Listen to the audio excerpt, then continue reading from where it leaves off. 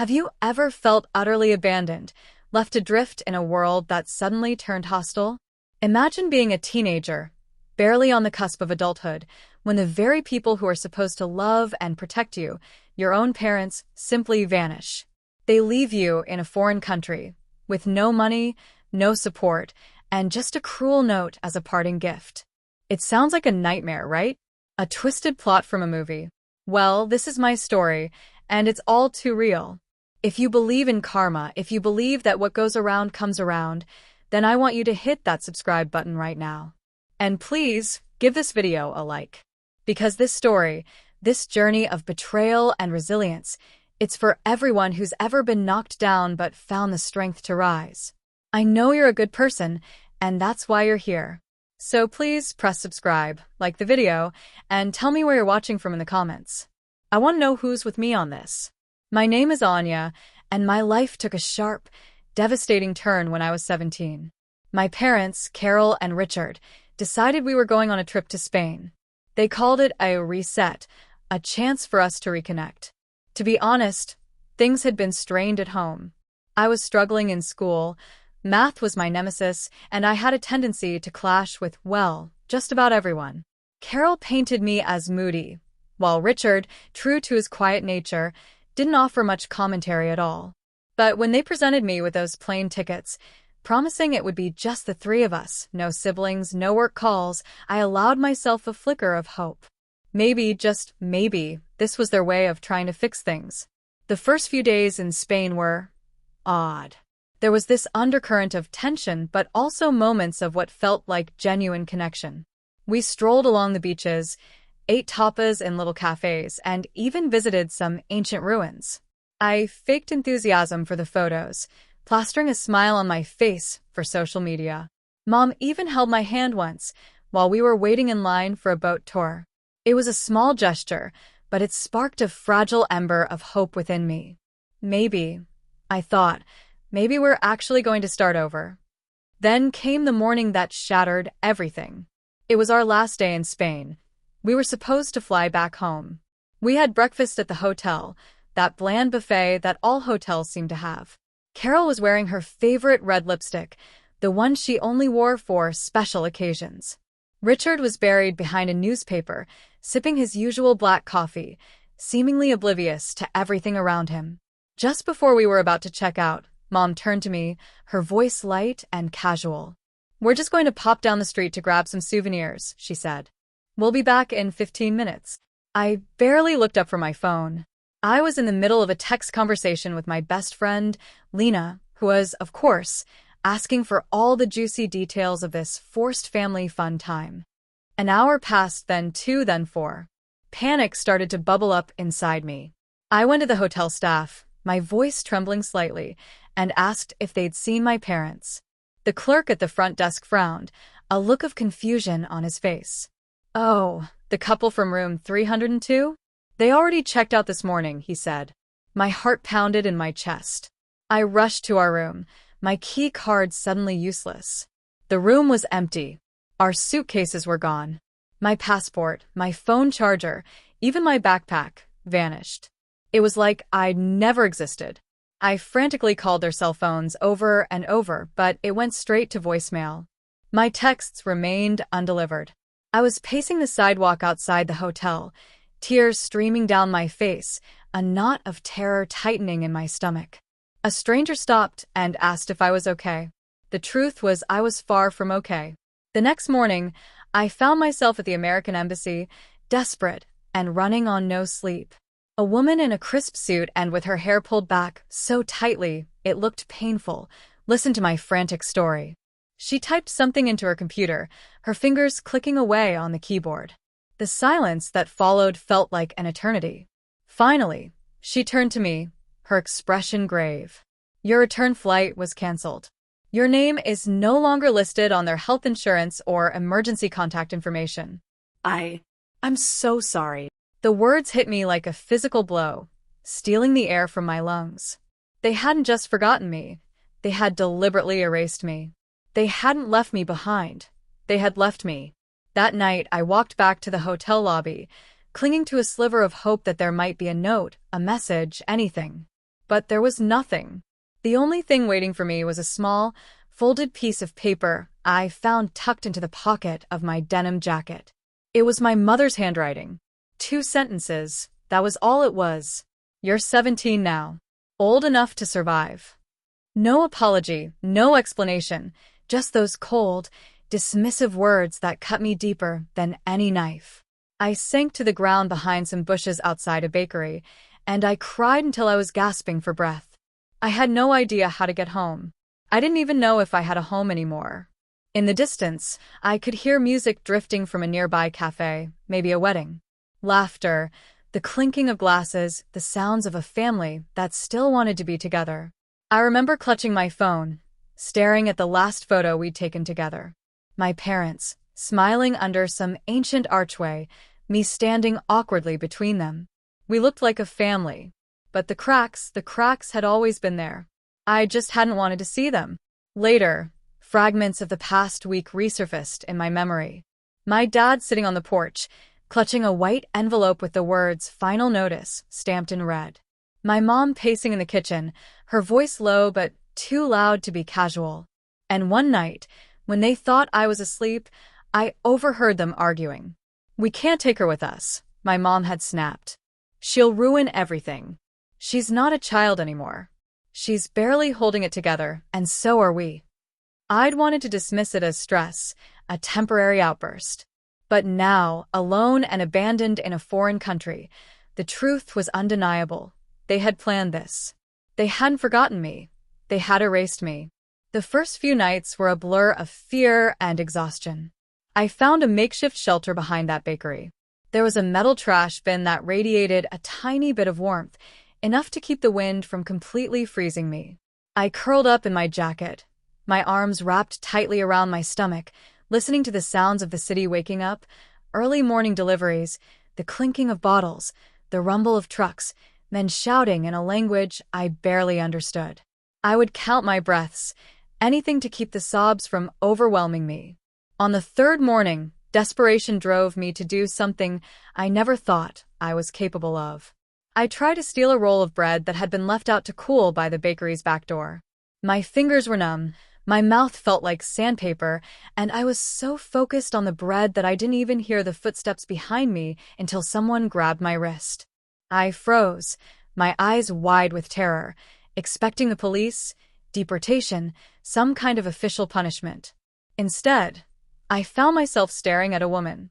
She had thick, silver hair pulled back in a loose bun, her apron dusted with flour, and eyes so sharp they seemed to pierce right through me. She didn't yell, didn't scold. All she said was, "If you're hungry, you work." Her name was Sophia. She was 68 years old, ran the bakery single-handedly, and had lived in the same apartment above it for over 30 years. She put me to work washing dishes, scrubbing floors, carrying sacks of flour that I could barely lift. That night, without a word, she handed me a folded blanket and pointed to a cot in the storage room. It wasn't a bed, it wasn't warm, but it was safe. And in that moment, safe was everything. Sophia didn't pry. She didn't ask about my family, my past. I think she understood on some level that I wasn't ready to talk about it. The days turned into weeks. I picked up enough of the language to understand basic instructions. Wash, scrub, more flour. I learned to anticipate Sophia's movements, to watch her eyes when she adjusted the oven temperature without ever glancing at the dial. Sometimes, late at night, while we cleaned up, she would speak to me in quiet sentences. One evening, as we were shaping loaves of bread, she looked at my hands and said, "My daughter had hands like yours. Always smelled like yeast. Always too curious for her own good." I didn't dare ask what had happened to her daughter. She never mentioned her again. But from that night on, she started setting aside the misshapen loaves, the ones that were too ugly to sell. She'd wrap them in brown paper and leave them by my cot, like it was a ritual. It was her way of showing something. Kindness? Empathy? Like she knew that someone like me needed love in small, quiet pieces. I found a discarded laptop in a dumpster and, with some help from a local repair shop, managed to fix it. I taught myself how to connect to the public Wi-Fi and signed up for an online GED program. I studied by the back door, next to a fridge that hummed so loudly it vibrated through the floor. I did algebra homework while the air filled with the scent of cinnamon and roasted sesame. Every time I got a quiz result back, I whispered the score under my breath, like it was a prayer. I still had the jacket I was wearing the day my parents left. Not because I wanted it, but because the note was still tucked in the pocket. "You're 17 now. Old enough to survive." Some nights, I'd unfold it, just to prove to myself that I was surviving, that I was still here, that their words hadn't broken me. But deep down, I wasn't sure who I was anymore. I wasn't a daughter, not anymore. Not a student, not a citizen. I was just a girl who washed dishes in a country that didn't know her name. And yet, somehow, I was still alive. The first time I made money that didn't smell like yeast or sweat, it was from a stock. A small Greek shipping company. I'd stumbled across an article about their restructuring plan in a crumpled business journal someone had left on a cafe table. I took a gamble, investing the €200 I'd managed to save. It tripled in 2 weeks. That was the moment something shifted inside me. I wasn't just surviving anymore, I was learning how to move forward. Sophia caught me one night, hunched over my laptop, spreadsheets spread across the tiny back room. "You playing accountant now?" she teased. I shrugged, trying to appear nonchalant. "Just curious." The truth was I was obsessed. I devoured every free resource I could find online, YouTube lectures, translated business forums, even a scanned PDF of Warren Buffett's essays that I found through a sketchy download link. I read it 3 times in 1 week, scribbling notes on old receipts. His voice became my soundtrack while I scrubbed pans and kneaded dough. I started taking bigger risks. Some flopped spectacularly. Others exploded. By the time I was 20, I had a small but growing client base. By 22, I had investors. I registered a small consulting business, using a translated version of my name, nothing flashy, just enough to appear legitimate. Word spread. I helped local vendors optimize their supply chains, advised travelers on digital investments, and even created a short course for other undocumented young people looking to build income streams online. Sophia never asked how much money I was making, but she noticed the changes. The new phone I bought her for Christmas. The espresso machine I quietly installed in the bakery. The way I paid off her gas bill without a word. One afternoon, she looked at me and said, "You walk different now." It was true. I carried myself with a newfound confidence, less like I was waiting for the sky to fall. I laughed at Sophia's comment, but she wasn't wrong. I started sending money to youth shelters back in the States, anonymous donations, always. Especially to programs in Florida. I told myself it was just about giving back, but deep down I think part of me wanted them to notice, to wonder who was helping these girls, the way no one had helped me. I never posted about my work, never used my full name. I didn't want attention. I wanted freedom, peace, a life that no longer needed to justify itself to the people who had thrown mine away. But even with the progress, the clients, the money, and the strange sensation of being respected, I still carried that girl from the bakery within me. She was quieter now, but not gone. She showed up in moments of doubt, in sleepless nights before big decisions, in the way I still flinched when someone raised their voice too suddenly. I wasn't healed. I was building. And the thing about building from ashes is that you remember every brick you lay, every scar it covers, every crack you had to fill with your own hands. So, when the past came knocking, when a certain address appeared in a foreclosure listing, I didn't hesitate. I booked a one-way flight home. It was Sophia who saw it first. She was sitting at the kitchen table with her morning coffee, glasses perched low on her nose, flipping through a stack of old international newspapers someone had left at the bakery. She didn't even look up when she spoke, just quietly slid the paper across the table and tapped her finger on a small black box in the bottom corner. "You recognize that address?" I stared at it. The street, the city, the zip code. I knew every number. I had memorized that mailbox growing up, the creaky screen door, the crack in the driveway we were never allowed to step on. My parents' house in Florida. The one they had bought after they left me. The one they had proudly shown off on social media as their fresh start. Now it was in foreclosure. I leaned back in my chair and let out a breath I didn't realize I'd been holding. There's a strange moment when the universe hands you back the very thing it once ripped away. It doesn't feel like victory, not at first. It feels like silence, like the still water right before a storm. I didn't tell Sophia what I was thinking. I didn't have to. She knew. We flew to Florida under the guise of a business trip. I went by my legal business name, the corporate identity I'd carefully built over the years, clean, neutral, untraceable. The auction was held in a sunny parking lot outside a county building. The crowd was a mix of older men in pastel polos, investors with tablets, and retired couples in sun hats fanning themselves with brochures. No one gave me a second glance.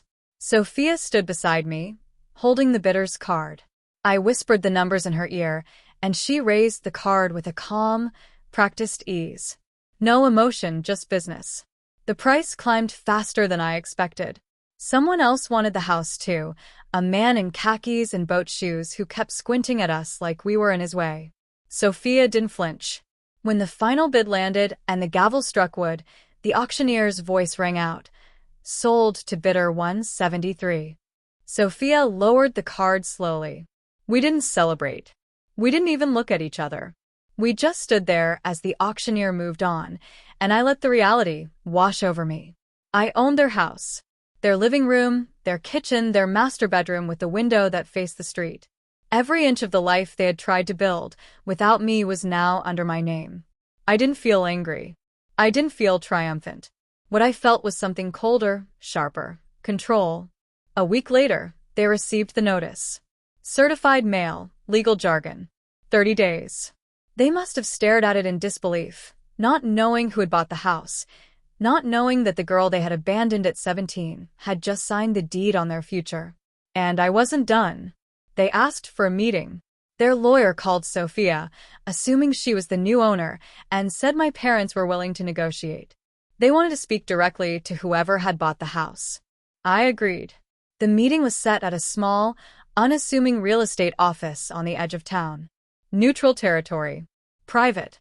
I arrived 10 minutes early, dressed in a navy suit, my hair pulled back, sunglasses on. I wasn't trying to hide, exactly, just unreadable. I wanted to control every flicker of emotion, every hint of vulnerability. They came in 2 minutes late.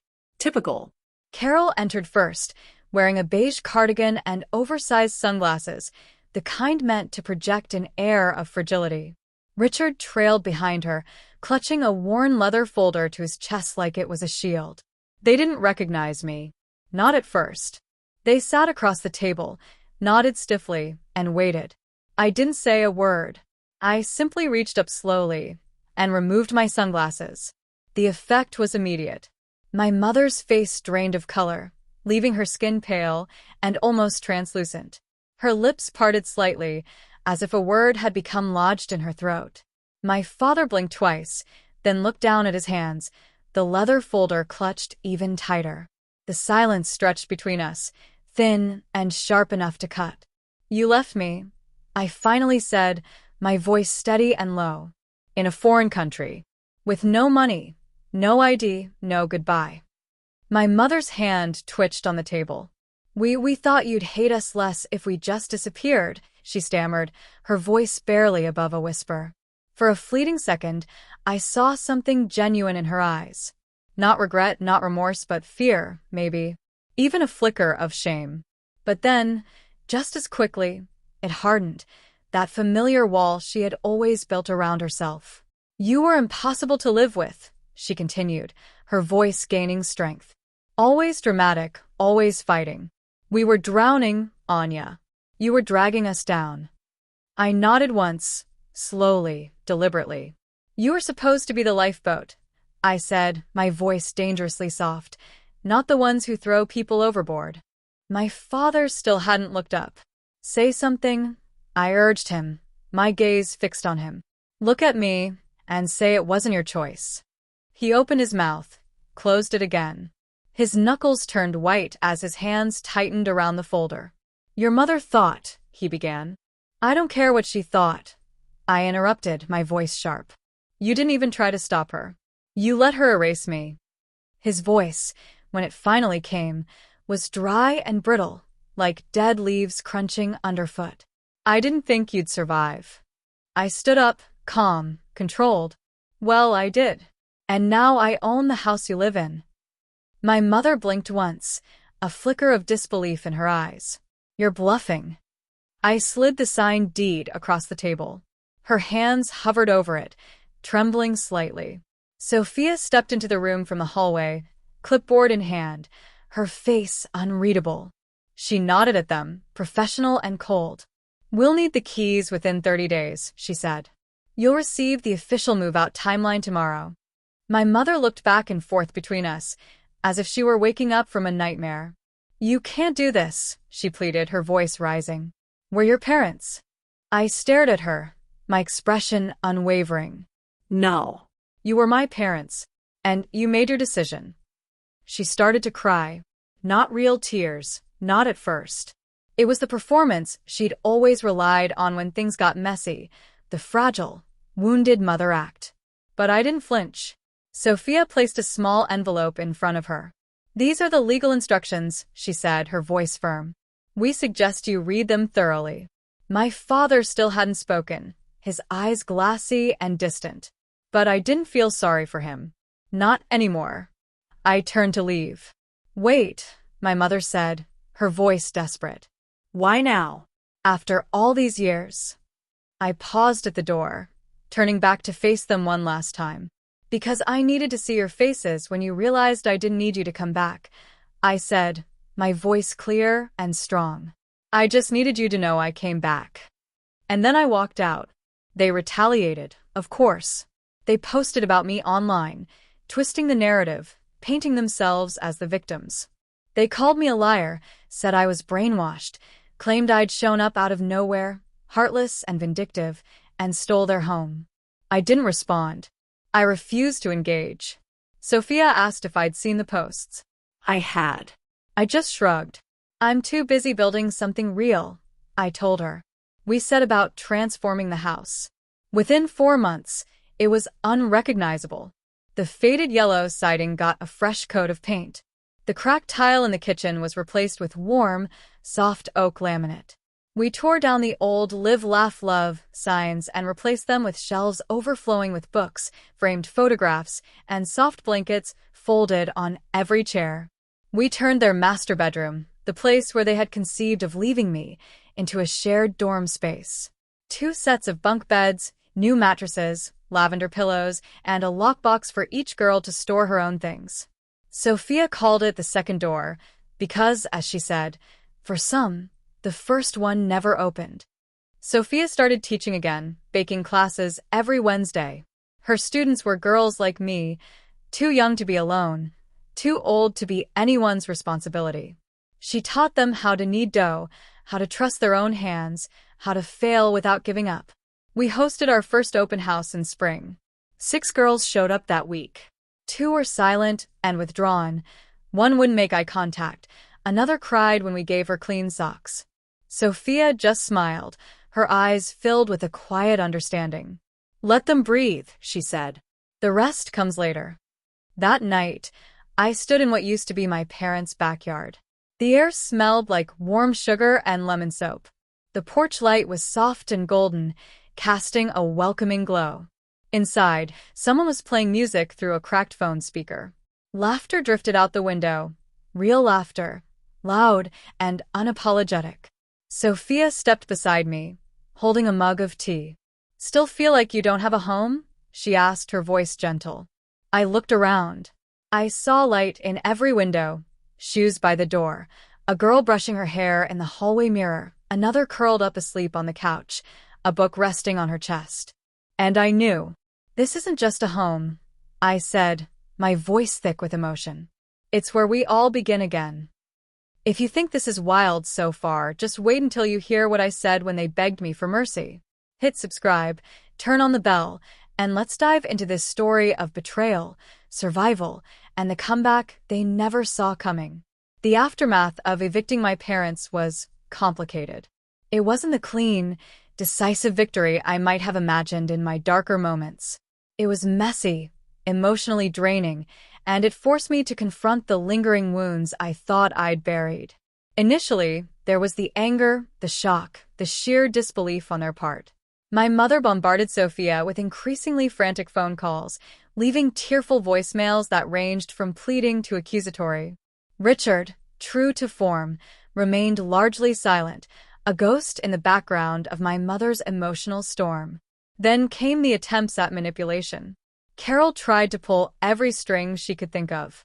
She reminded Sophia of all the sacrifices they'd made for me over the years. The irony was almost laughable, how they'd always wanted the best for me, how this was all just a misunderstanding. She even tried to invoke guilt, claiming their health was failing, that the stress of the situation was killing them. Richard, when he finally did speak, attempted a different tactic.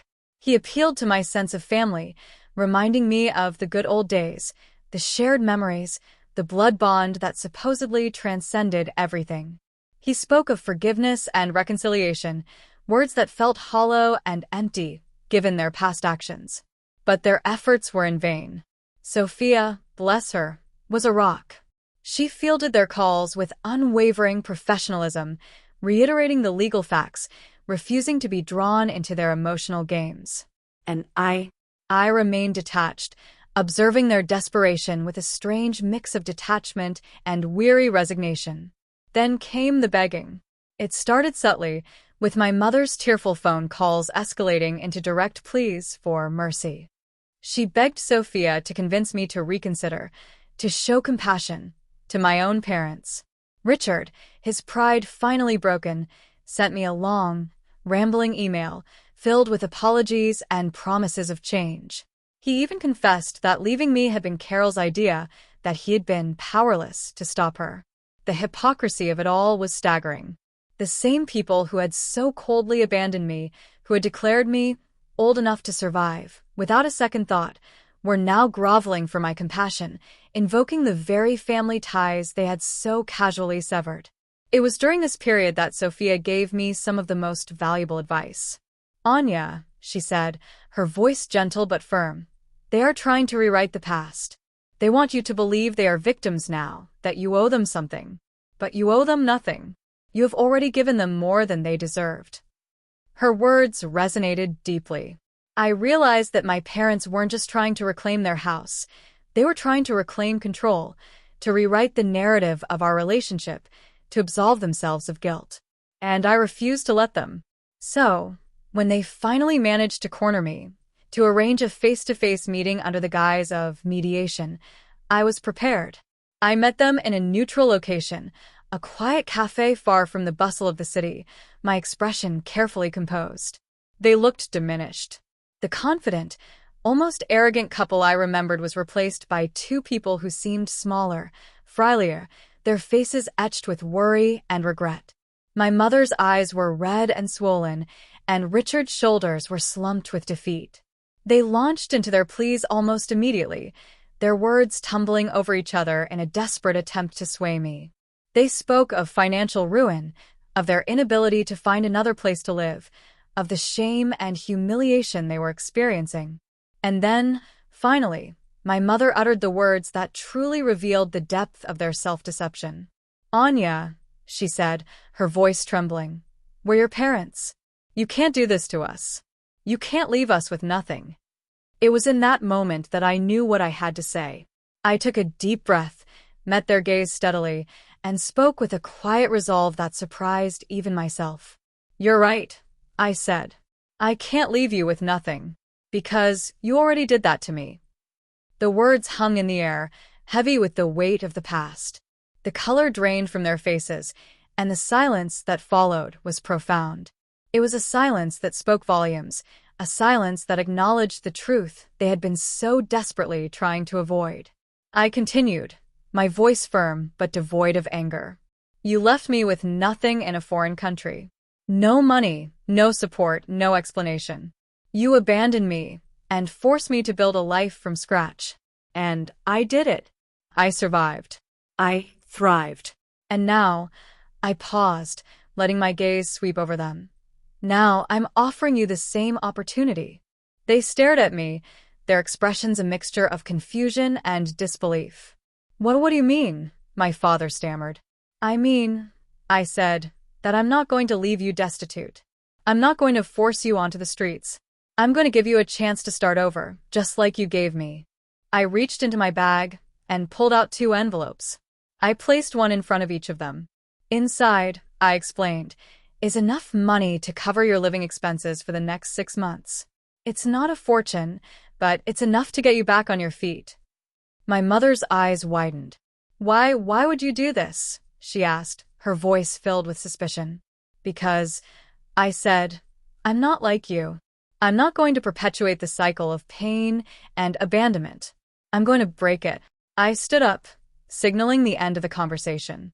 Consider it a severance package, I said, my voice dry. A chance to rebuild your lives, without relying on me. But this is the last you'll receive from me. From now on, we're strangers. I turned to leave, but my father's voice stopped me. Anya, he said, his voice hoarse. Where will you go? What will you do with the house? I smiled, a genuine smile this time, filled with a sense of purpose and hope. I'm already home, I said. And I'm going to build something beautiful there. Something that will help others find their way home too. And with that, I walked away, leaving them to grapple with the consequences of their actions and the unexpected act of grace they had received. The aftermath wasn't easy. There were moments of doubt, moments when the weight of the past threatened to drag me down. But I clung to Sophia's wisdom, to the support of my newfound community, and to the vision of what the house could become. We worked tirelessly, transforming the space into a sanctuary for young women who had nowhere else to go. We created a safe haven, a place where they could heal, learn, and rebuild their lives, just like I had. Sophia's baking classes became the heart of our community, a place where we shared stories, laughter, and the comforting rhythm of kneading dough. We hosted workshops on life skills, financial literacy, and emotional well-being. We created a family bound not by blood, but by shared experience and mutual support. The house, once a symbol of pain and betrayal, became a beacon of hope, a testament to the resilience of the human spirit. And in the midst of it all, I found a sense of peace and purpose I had never known before. My parents, as far as I know, moved to a small apartment in a neighboring town. I heard through the grapevine that my mother had taken a part-time job at a retail store, and my father was working as a handyman. They were rebuilding slowly and painfully, just as I had. I never sought them out, and they never contacted me again. Our paths diverged, and I accepted that. I had offered them a chance at redemption, and they had chosen their own path. And that, ultimately, was their choice. My responsibility was to myself, to my own healing, and to the community I had created. The journey was long and arduous, filled with pain and loss, but also with resilience, growth, and ultimately, redemption. I learned that even in the face of unimaginable betrayal, it is possible to find strength, to build a new life, and to create a legacy of hope. And that, my friends, is the true meaning of survival.